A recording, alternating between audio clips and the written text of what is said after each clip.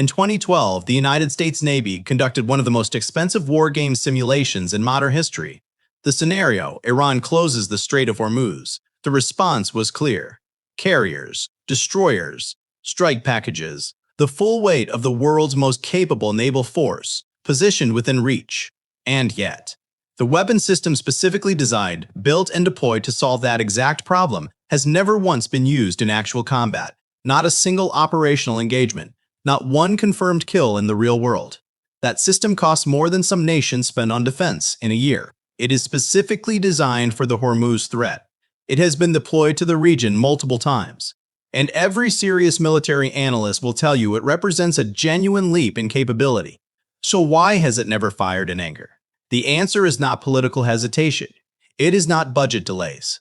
It is not a secret that the Pentagon is hiding. The answer is a paradox buried inside the geometry of the strait itself.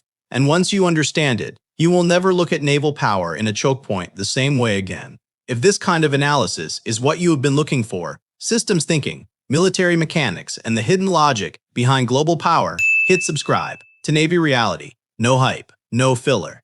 Just structured breakdowns of how the world actually operates beneath the surface. Before we get to the weapon, understand what is actually at stake here. The Strait of Hormuz is approximately 21 miles wide at its narrowest navigable point.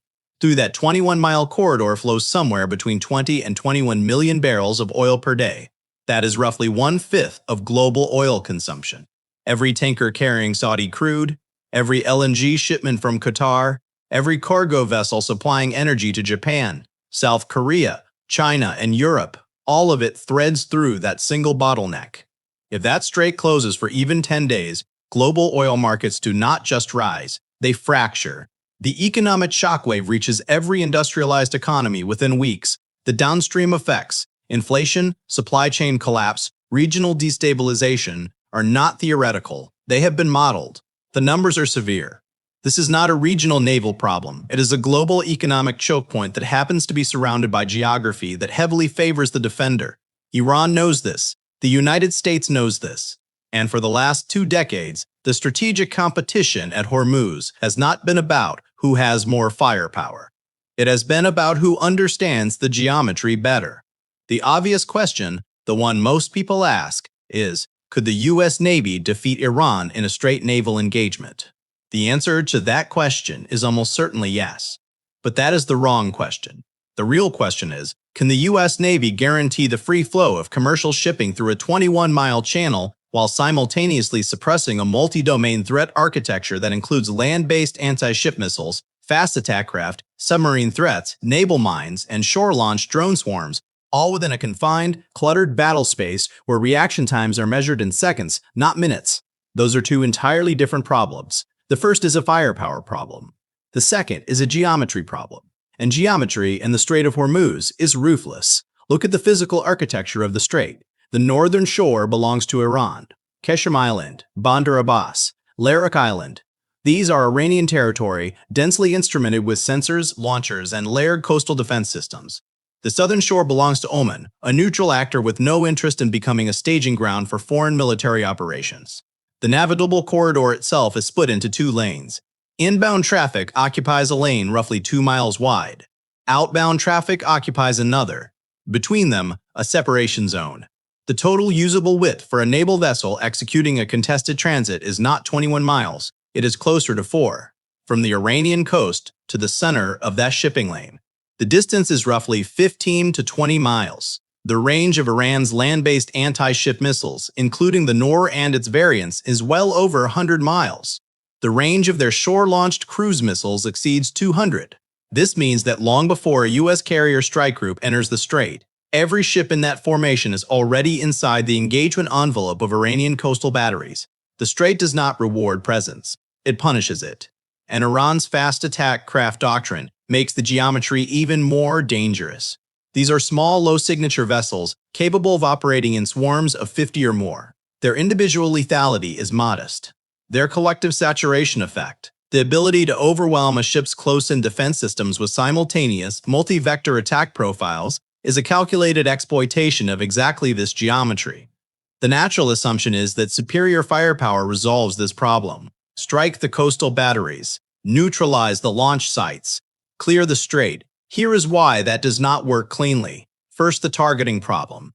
Iranian missile systems are mobile, dispersed, and hardened. The Noor launcher is truck-mounted. It moves. It can be repositioned in under 30 minutes. A pre-planned strike package neutralizes fixed positions. It does not neutralize a force that treats mobility as its primary survivability mechanism. Second, the civilian infrastructure problem. Iran's coastal defense network is embedded within one of the most densely populated coastlines in the Gulf. Targeting it at scale means navigating rules of engagement that are not designed for permissive strike authority against urban-adjacent infrastructure. Third, the timeline problem. A tanker moving through the strait at 14 knots covers roughly 23 miles per hour. The transit of the strait under normal conditions takes less than 2 hours. The time between an Iranian fast attack craft breaking from a coastal hide and reaching weapon release range against a slow tanker is not long. It is measured in minutes. A carrier strike group operating outside the strait, which is where it needs to be to survive, cannot respond to a threat inside the strait in that window. Firepower, in other words, is not fast enough for the geometry. The problem is not whether you can destroy the threat. The problem is whether you can destroy it in time. This is where the answer stops looking like a weapon and starts looking like a system. The U.S. Navy's actual response to the Hormuz geometry is not a ship, it is not a missile, it is not a carrier. It is a combination of persistent, low-observable, forward-deployed platforms specifically designed to operate inside the strait, not outside it, with the processing speed to compress that decision-action timeline from minutes to seconds. The centerpiece of that architecture, the platform that has been deployed, funded, debated, and never fired in combat at Hormuz, is the literal combat ship combined with the aerial layer built around the MH-60R Seahawk helicopter.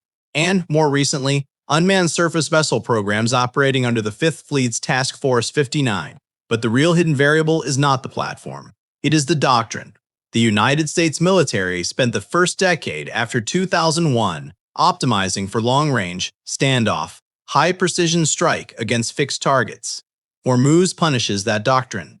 The strait requires something different, a distributed, persistent, inside-the-envelope presence that can track and engage fast-moving swarm threats in real time without the latency of a carrier-based strike chain.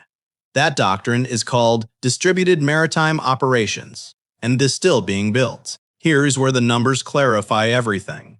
An Iranian Bagamar fast attack craft can reach speeds of 40 to 50 knots in calm Gulf waters. At 40 knots, it covers a nautical mile in roughly 90 seconds. From a coastal hide 4 miles from the shipping lane, it reaches weapon release range in approximately 6 minutes. A carrier-based FA-18 on a combat air patrol station 150 miles outside the strait, assuming it is already airborne and already vectored, needs roughly 12 minutes at full military power to reach a target in the center of the strait. That is a 6-minute gap. In that gap, a swarm of 30 fast attack craft can reach and engage multiple vessels. Now look at what changes if you have a persistent aerial layer inside the strait. An MH-60R operating at 8,000 feet, 3 miles ahead of a convoy, has a radar horizon that covers the entire width of the navigable channel. Its AGM-1114 Hellfire missiles have a range of roughly 5 miles. Its engagement timeline from detection to weapon release is under 90 seconds.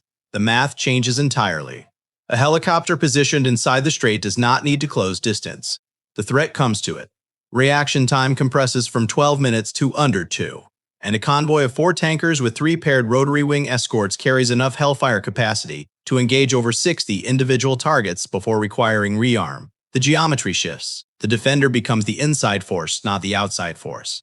But none of that matters unless the sensor network feeds the shooters. This is the part that rarely gets discussed in open source analysis, and it is where the full architecture becomes visible. The 5th Fleet's Task Force 59, established in 2021, was specifically created to integrate unmanned systems into Gulf maritime operations. Its mandate is persistent, networked, forward-deployed surveillance inside the Gulf, which includes the approaches to Hormuz. These are not armed platforms in most configurations. They are sensor nodes, unmanned surface vessels, unmanned aerial systems, persistent over-the-horizon radar feeds, fused into a single recognized maritime picture. The logic is straightforward. You cannot shoot what you cannot shoot, what you cannot track. And in a cluttered, fast-moving littoral environment like Hormuz, the processing speed of a human-crewed sensor network is simply not fast enough. The unmanned layer solves the detection latency. The rotary wing layer solves the engagement latency. The submarine threat is handled by a separate, persistent undersea presence that we will not detail here because most of it remains classified. But its existence is not disputed. This is a brain, a shield, and a hammer operating in layers. The brain is the unmanned sensor grid. The shield is the mine countermeasure and electronic warfare layer. The hammer is the networked, forward-deployed aerial and surface platform set. And the reason the hammer has never fired in combat is because the full architecture has never been truly tested in an adversarial environment at Hormuz. What has happened instead is a deterrent effect. Iran has probed the system.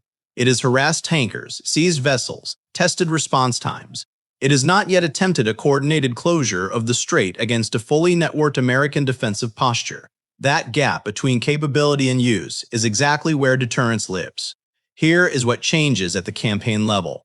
For 40 years, the threat model at Hormuz assumed that American power operated from outside the strait. Carriers parked in the Arabian Sea. Strike packages launched from distance. The assumption was that the U.S. Navy was too valuable and too large to put inside the choke point itself. Distributed maritime operations inverts that assumption. It accepts that large, high-value platforms stay outside, but it fills the inside of the strait with a persistent, low-signature, highly networked presence that the attacker cannot locate, cannot mass against, and cannot suppress without revealing its own position to the outer strike force. The strategic consequence is that the cost of attempting a strait closure goes up dramatically, not because the United States has more ships inside, but because Iran can no longer predict where the threats are, how many there are, or how quickly they can respond. Uncertainty degrades the attacker's confidence, and a confident attacker is the only kind that attempts a coordinated strait closure. There is also an economic consequence. Every year that the strait remains open, the global oil market prices in a premium for Gulf risk. That premium is real money, absorbed by importers, by consumers, by the global economy. A credible inside the strait defensive architecture compresses that risk premium. The financial value of deterrence is not hypothetical. It shows up in commodity futures markets every time a Gulf crisis escalates. So, the weapon has never been fired, the system has never been fully tested, and the strait remains open. Some will read that as a failure, as unfinished business, as proof that the investment did not deliver. That interpretation misunderstands what deterrence actually does. The purpose of a weapon system is not always to be used. Sometimes the purpose is to make the cost of the alternative so calculable, so evident, so clearly disadvantageous, that the decision never gets made. The Strait of Hormuz has not been closed. 21 million barrels of oil have moved through it every day for decades. The global economy has continued to function. The specific nightmare scenario, the simultaneous, coordinated shutdown of the world's most critical energy corridor, has not materialized. That is not an accident. That is not luck. That is the product of an architecture designed to hold a geometry that resists conventional military logic, and it is built from platforms, doctrines, and sensor networks that most people have never heard of. The most powerful weapons are often the ones that never need to be used. The measure of their effectiveness is not the number of engagements. It is the number of engagements that never happened. The Strait of Hormuz is still open. Think about what that actually means. And before you leave, drop a comment below. Which choke point should we break down next? The Strait of Malacca, the Taiwan Strait, or Bab el-Mandeb? The one with the most votes becomes the next script. If you want to understand how military systems shape the world without making the news, this channel is where that analysis lives. Subscribe. The next breakdown is already in progress.